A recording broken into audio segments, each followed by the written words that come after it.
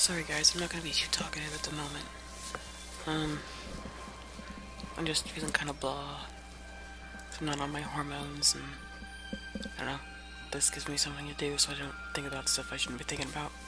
So I'm probably not gonna be too talkative, like I just said. Sorry. Ah, you've come to join the battle. Alas, it cannot be won here. You must stop Hades himself. The old prophet prattles on about a living hero entering Hades' palace. We cannot enter that place, so we fight and we are destroyed. Yesterday we lost Pentheus and Lycurgus, and today, my old rival Priam. Brave souls destroyed forever by Hades' ambition. He was lord of this world, now he's just another tyrant. A tyrant you must overthrow. Beyond the front, Odysseus has penetrated the fiend's lines. As ever, he and his men use guile where brute force cannot triumph. Find him, and he will help you enter the city. His plots have breached impenetrable walls before. Go quickly. The hopes of all men living and dead go with you. We shall go on to the end. We shall fight in Elysium, whatever the cost may be. We shall fight in the fields and in the streets. We shall fight in the hills. We shall never surrender. Even if Elysium was subjugated and starving. Then our allies in Athens, armed and guarded by new Greek heroes born today, would carry on the struggle. Until in the gods' good time, all the living world would step forth to rescue and then liberate the afterlife. I am resolved, in the midst and heat of battle, to lay down for my gods, for my kingdom, and my people, my honor and my blood. I have the heart and stomach of a king of Greece, and scorn these monsters who dare to invade the borders of Elysium. Your fight lies within the walls of the palace. Odysseus knows the way, and his men have fought and died to keep open a path around the gates. Do not let their sacrifice be in vain. These terrors fall like wheat before the sickle, but more always come. I feel as though I am standing before the gates of Troy, planning my assault. I must say that true war makes me feel alive again. I am resolved, in the midst and heat of battle. It is good to see your face. So we meet again. In the happiest of places, and in the bitterest of times. Once the way was cleared, the demons could not stop us. Shades, countless in number, feeling the pull of the newly dead, streamed into the tower. And everyone, through one gate, or the other, or back the way they had come. I was the first. Well I know, warrior, that it was you who bested Cerberus and opened the way to the three noble judges. I followed after you, but look, I have arrived before. Yes, I have earned my place here. Selflessly and bravely, I aided my fellow Shades. I freed them from cages. I led them into the tower. Yes, I have earned my place here. The odds against us are great, but remember, these heroes fighting are the greatest who ever dwelt upon the earth. We will win this battle, my heart does not doubt. And when we do, we will rebuild Elysium as never before. We know the time of gods has passed. The sunless lands should be ruled by us, the mortal shades. A republic of the dead. How noble. Our Lady Persephone has ever looked kindly on the women of the Elysian fields. It is true, men outnumber women in Elysium, but we who are here are no less noble, wise, or mighty. And in other ages, it may be we who outnumber them. Hades has betrayed the dead, his most loyal subjects. But I feel certain Our Lady Persephone had no hand in this chaos. I pray this was all against her will. We will win this battle, my heart does not doubt. And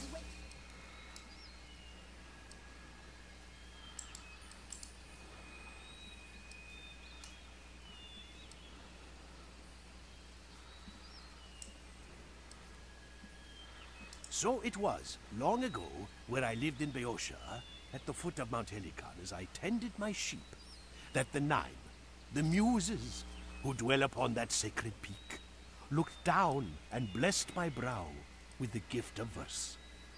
Works and days are known by my name, and the 1,000 verses of theogony I made as well. Before you lies the new Elysium, scarred and bleeding, embattled like a raging boar surrounded by a pack of wolves. And yet, mortal, our greatness shines. Grave the task, yet our heroes delight to go to war again, full in glory.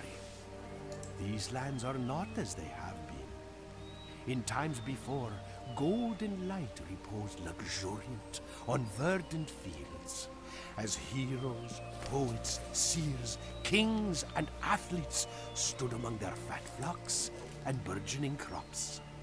Hesiod I was called, poet of an age gone by, rivaled only by Homer himself. These lands are not as they have been. In times before... It was 10 full years we had waged our war on Troy. We Greeks out upon the beaches, and King Priam's people behind their mighty walls. Walls built, mind you, by Poseidon and Apollo, gods. We would never knock those down. So Odysseus says he knows what to do, and we all start to wonder, how does he think he can get past those walls?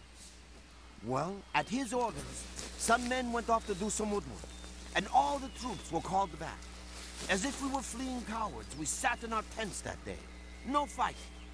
All that woodwork, what do you think they made? A gleaming horse, 5 men, 10 men tall, and it rolled on wheels. Here is how it went, I will tell you. Rosy-fingered Dawn touches the Trojan walls and finds the horse sitting there, a gift. A gift? Are they giving up? The Trojans wonder.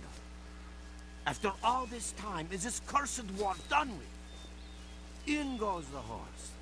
And what they do not know is that every king and mighty warrior, Odysseus too, is lying in the belly of that wooden beast. They bide their time until night falls, and then they climb out. They slay the guards, they throw open the gates. The Trojan city Ilium is burned. The war is won. King Priam's son Hector had died before, and Priam and his children died upon that day. But I have heard Prince Aeneas of Trojan blood did flee and lives still. King Priam's son Hector had died before.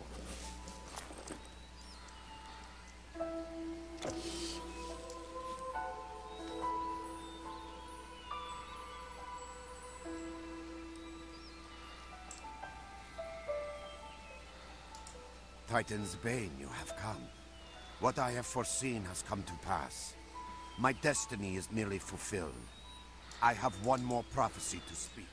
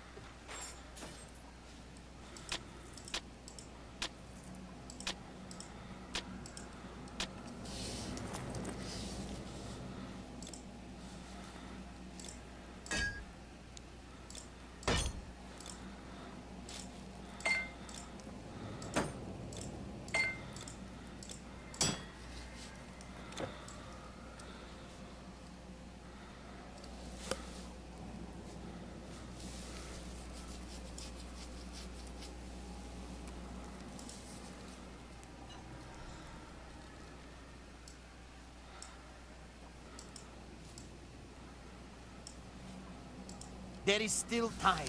I will find the other gems. Yeah, huh?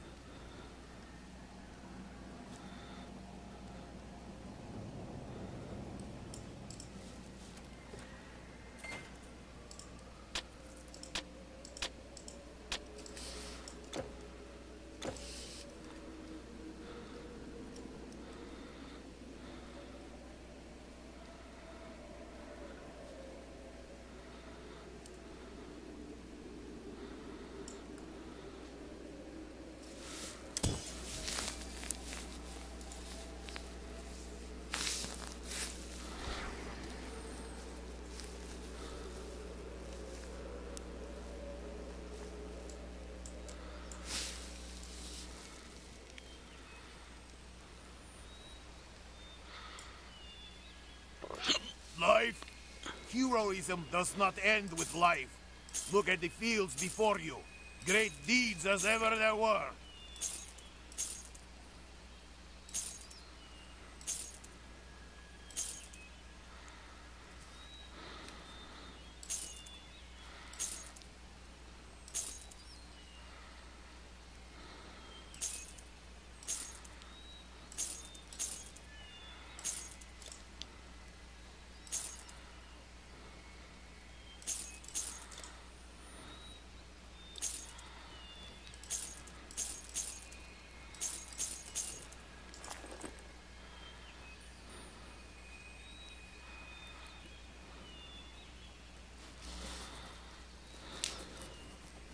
Go in glory!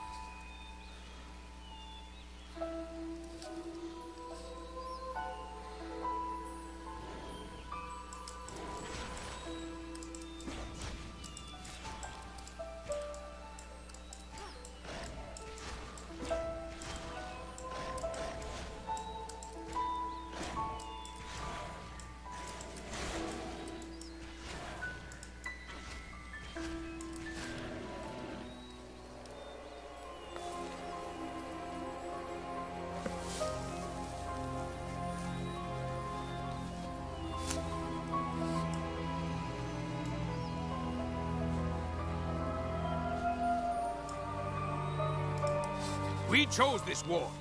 You must know this. For we knew that it was right. And we must do so or hang our heads shamefully. Some heroes fall, and they are gone from all existence. It is a noble, glorious end. But never shall they dwell in the Fortunate Isles, or anywhere. They are gone. We have fought, one against 100, 1,000. And in all our glory and might we have checked them. Yet every day brings another horde, and we fight them again. So we took up arms. We planned, and great King Agamemnon spoke to all of us. This is wrong, he said. We must fight or lose our only deaths. And when he spoke, all were with him. At first, we saw them, the Daemon forces, around the palace. Then they streamed out a great river. They tread upon our green and golden meadows, hateful and dark. At first, we saw them, the Daemon forces. These siege striders wander the battlefield and are cutting down our men like wheat. It took a major assault to destroy one, and there are 5 left. They walk about the Anaslasian battlefield as they will, and we are powerless to stop them. Please, destroy them if you can. A phalanx is no use against something that sprays fire in all directions. This is our main front, and we are losing it, thanks to these striders. I can hold out against the fiends. I might even advance, but not until these monstrosities have fallen. A phalanx is no use against something that's... Without my chariot, I am forced to rely on messengers, and lately they have fallen to raiding parties. Our flank is in danger of being overrun, and he must shift his lines accordingly. A messenger must be dispatched to Ajax, and we need a capable warrior to serve as the escort. If you will accept this assignment, speak with me again.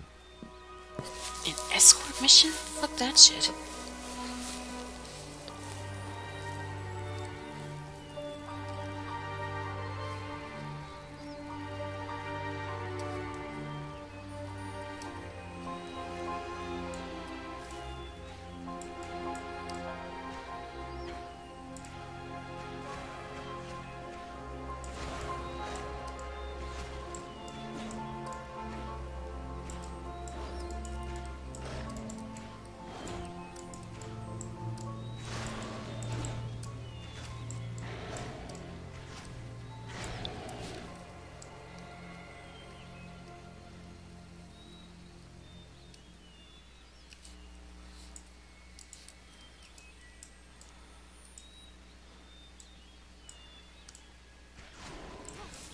Oh shit.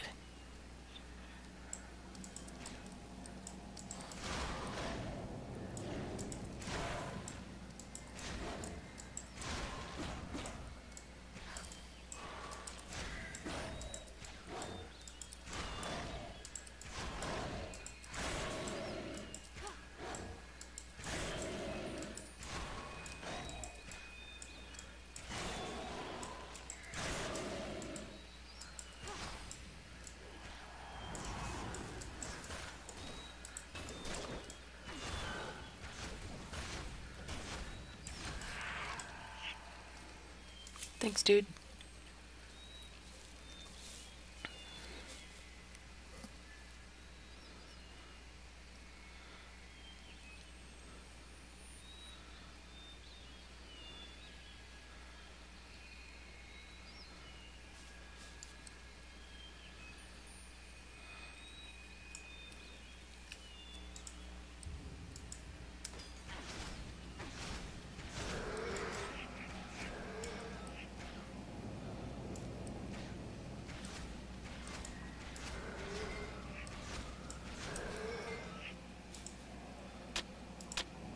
Your inventory is full. You have no more room.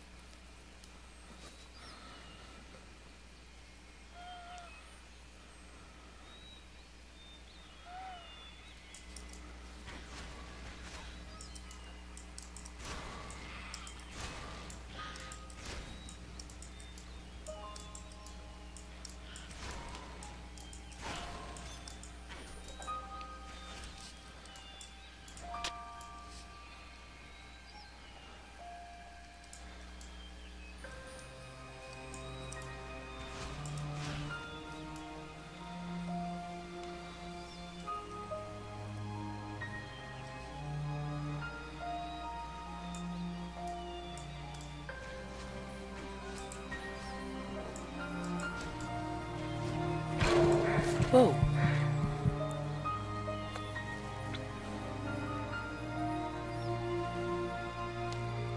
I see.